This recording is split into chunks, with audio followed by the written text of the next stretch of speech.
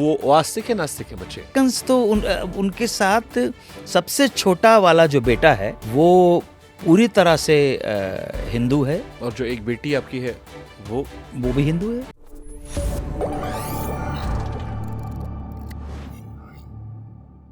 आपके बच्चे इत्तेफाक रखते हैं इस बातों से? नहीं, मैं उनके साथ कोई शेयर नहीं करता हूँ। वो आस्तिक है नास्तिक है बच्चे? मेरा बड़ा दे आर अमेरिकन्स तो उनके साथ सबसे छोटा वाला जो बेटा है वो पूरी तरह से हिंदू है और भगत जी है वो। ठीक है, मैं सम्मान करता हूँ आपका। और जो एक बेटी आपकी है वो भी हिंदू है। बेटा सारे शायद नंबर 2 का बेटा ऐसा लगता है कि वो मेरी तरह ही है, मैं उसका भी सम्मान करता हूँ, कोई प्रॉब्लम नहीं। मैं उन पे कोई थोपता नहीं, मैं आप पर भी नहीं थोप रहा। मैंने आपसे कहा ना, मैं कोई ऐसी बात नहीं कहना चाहता जिससे आप बेटा डिस्टर्ब हो जाए। मैं समझने के लिए आपको समझना चाह रहा हूँ, मैं इसलिए पूछा मैंने। मुझे समझ के क्या करोगे? मुझे समझना बहुत आसान है, कोई कॉम्प्लिकेशन है ही नहीं। कोई क्यों काम करते हो? उन्होंने पूछा कि क्यों सर आपने ये फिल्म क्यों की? मैं पैसे के लिए की भी, पैसा अच्छा देगा, नीरज ले पैसा अच्छा दिलवा दिया, फिल्म कर ली, बात खत्म हो गई। कोई पिक्चर ऐसी भी जहाँ पैसा कम मिला था लेकिन कर ली? अभी तो की ना, इन्होंने पैसा कम दिलवाया लेकिन अच्छा होता कर ली, कोई प्रॉब्लम नहीं। और कोई ऐसी पिक्चर जिसको पैसे के लिए कर ली, बाद में पछताए कि यार क्यों कर ली? हाँ नहीं, वो तो बहुत सारी बहुत सारी पछतावे तो बहुत हैं जिंदगी में, कौन कहता पछतावे नहीं है। लेकिन अब जब कर लिया है तो काम तो ईमानदारी के साथ करके जाएंगे, काम में गड़बड़ नहीं करेंगे। अब जब ठीक है यार, if rape is inevitable, lie down and enjoy it. This is a very very wrong way of saying. लेकिन जब है ओखली में सर दिया तो मूसलों से क्या डरना।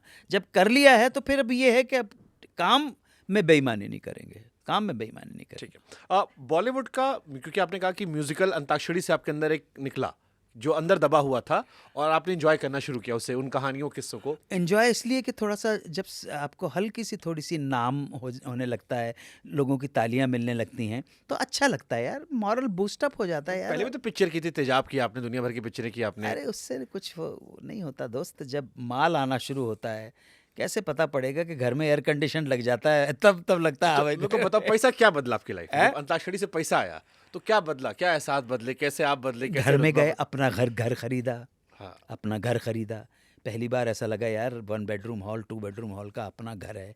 लोग पहचानने लगे, ऐसा नहीं कि अरे वो उनको वहाँ देखा, नहीं हाँ भाई अंताक्षरी शोज होने लगे, देश विदेश में शोज किए, लोगों से मिलना हुआ, मान सम्मान मिला। तो जो सामाजिक प्राणी है वो यही तो चाहता है। जनरलाइज अगर मैं कोट करूं, मैंने गरीबी बात की थी पहले, अब पैसा क्या बदल देता है? अगर जेब में पैसा हो तो क्या बदल जाता है इंसान? देखिए उसके बारे में कहते हैं कि भाई, मैं जैसे बोल रहा था कि दुख सबकी ज़िंदगी में है, आंसू सबकी ज़िंदगी में है, सभी रोते हैं, लेकिन बाबू 500 SEL मर्सिडीज़ में बैठ के रोने का आनंद कुछ और होता है। वो आनंद कुछ और होता है। रोना सबको है लेकिन फरारी में बैठ कर रोने का आनंद कुछ और होता है। इसलिए पैसे की अपनी महत्ता है और आपका देश एक ऐसा देश है जहां हम विधिवत, सांस्कृतिक रूप से, धार्मिक रूप से, सामाजिक रूप से धन की पूजा करते हैं। हाँ, धन की पूजा करते हैं। धन कमाना एक कला है और धन का आदर और सम्मान ज़रूर कीजिएगा। मैं तो बहुत करता हूँ उस चीज़ का। और अब जब मैं कभी बात करता हूँ कि आपने क्यों किया, मैं पैसे के लिए की, तो ये हाँ लोगों ने अब अपना कोट किया है मेरे सारे प्रोग्राम में। भाई पैसे के लिए मैं करता हूँ, पैसा ही मेरा धर्म है, पैसा ही मेरा ईमान है, पैसे के लिए काम करता हूँ। लेकिन पैसे के लिए मैं आपकी जेब नहीं काटूंगा, आपका गला नहीं घोटूंगा, चोरी नहीं करूंगा और अपने देश को नहीं बेचूंगा। बाकी मैं तो पैसे के लिए काम करता हूँ। ब्यूटीफुल, सही है, सही है, इसमें बुरा क्या है? Well justified. आप नहीं करते हो तो आप अपना पैसा मुझे दे दो। क्या भाई है, तो खत्म हो गई बात। गलत काम नहीं करेंगे पैसे के लिए। सबसे अच्छा म्यूजिकल दौर कौन सा रहा सर इंडिया का? क्योंकि आप अंताक्षरी के जरिए आप म्यूजिकल बहुत बातें करते हो, सारे हर एरा की, आपका सबसे नहीं, फेवरेट एरा अंताक्षरी के जरिए नहीं, जब से रेडियो प्रोग्राम शुरू हो रहा है, बिग एफएम वाला, बिग एफएम वाला, हाँ, तो उसमें तो कहानियां कहनी पड़ती हैं यार। अच्छा जो दौर रहा जिसमें अच्छी हर तरह के अच्छे गाने बने, वो 60s 70s 80s तक था, यानी रफ़ी किशोर मुकेश वाला जो दौर था। हाँ यार, वो तो ओरिजिनल कलाकार हैं और बाकी तो सब आप समझ रहे हैं ना मेरी हाई बात? कॉपी। समझो ना। सो लेकिन उनको भी सम्मान है क्योंकि बहुत बड़े स्टार है। रफ़ी साहब ने तो इतना रफ़ी मोहम्मद रफ़ी ने कभी सोचा भी नहीं होगा कि जितना अरिजीत सिंह पैसे लेता है। ये भी सही बात है अपनी जगह के ऊपर। माया महा ठगनी हम जानी, कबीर क्या बोलते?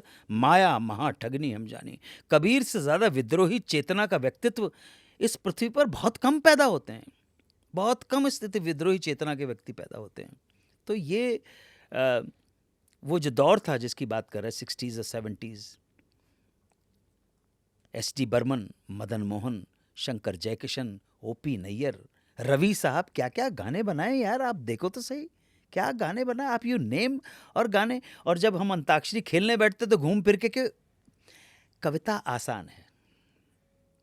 कविता आपके ब्रेन का जो कंप्यूटर है वो फाइल जो है जल्दी डाउनलोड हो जाती है, जल्दी डाउनलोड हो जाए। अब देखना कि जो टेढ़ा टेढ़ा गाना है ना, मैं कह देता हूँ मुझे कि भैया ये तू मुखड़ा इसका ठीक नहीं गा पाएगा, टेढ़ा है। गाने का मुखड़ा सम के ऊपर बहुत देर बाद आके गिरता है। लेकिन मेरे सपनों की रानी कब आएगी तू, आई रुत मस्तानी कब आएगी तू, बीती जाए जिंदगानी कब आएगी तू, चलिया आ तू चलिया। हो गया, बात भी खत्म हो गई, विचार भी, थॉट ही अपने आप में खत्म, कंप्लीट हो गया, कंक्लूड हो गया थॉट। इसलिए गाना याद हो जाता था।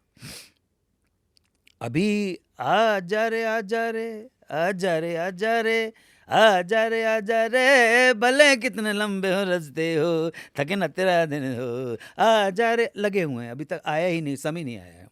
इतनी देर में तो पुराने का फाइल डाउनलोड, अच्छा और बुरे की बात नहीं है, नए और पुराने की बात नहीं है, बाहर वो फाइल डाउनलोड बहुत देर में हो रही है।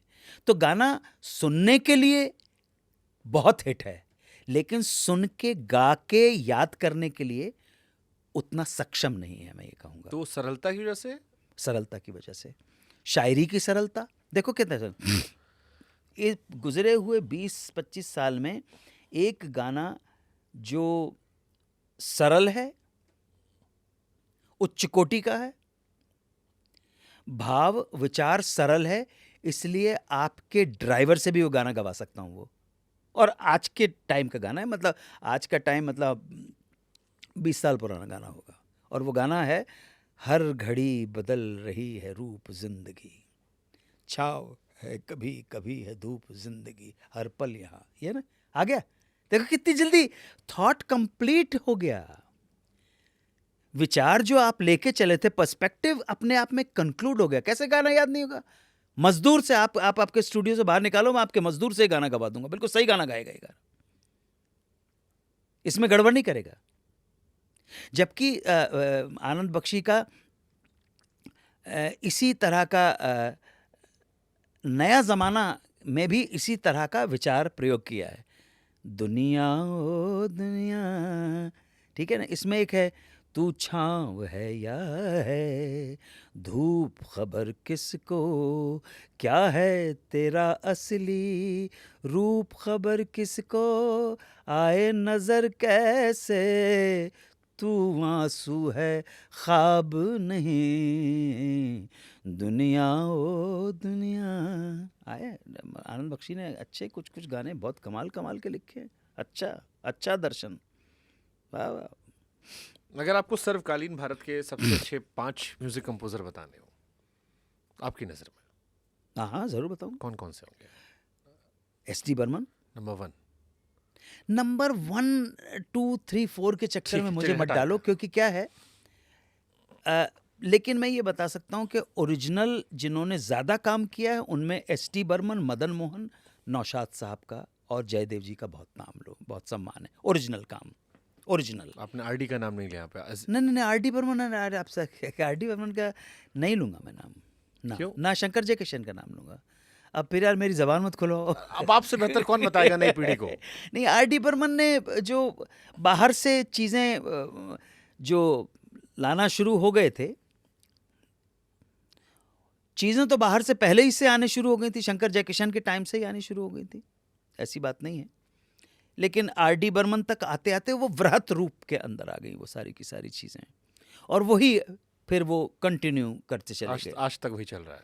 हाँ, थोड़ा बहुत तो चल ही रहा है, वो है। अभी वो उसने एक अपना अलग ही रूप ले लिया है, और अलग रूप इसलिए लेना पड़ा कि जहाँ से तुम चोरी करते थे, जिनकी चोरी करते थे, वो डंडा लेके खड़े हो गए। उन्होंने कहा $50 मिलियन का ठोक दिया दावा, अब वो गड़बड़ हो गया। इसलिए बड़ा सोच समझ के चलना पड़ा।